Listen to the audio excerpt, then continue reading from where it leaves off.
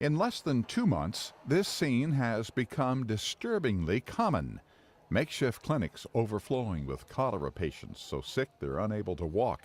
The health ministry in Haiti says 33,000 people have been infected since the outbreak started in late October, and some 1,700 have died. We didn't reach yet the peak of the epidemic, so the expectation is that numbers are still increasing and might even that the admission numbers might even double or triple in the coming weeks. Officials predict cholera could sicken 400,000 people within a year.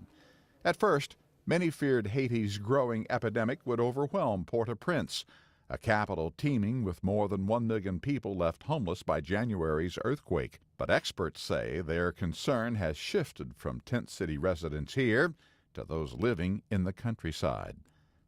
So far, rural areas with underdeveloped infrastructure have been hardest hit by a disease that is spread through bacteria in contaminated water.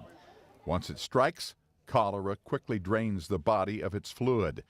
And when people living in small towns get sick, their health care options are pretty limited. The nearest clinic could be as many as 3 hours away, and then the sick are left to figure out how they will get to a doctor. Some families have become so desperate for help, they ended up carrying their loved ones through the mountains into a treatment center. What makes this all so frustrating is that cholera is easy to treat, and most people survive if they get the medical attention.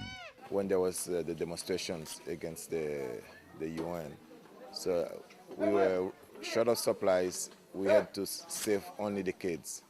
So that day we lost 3 patients, adults, because we couldn't give them IV.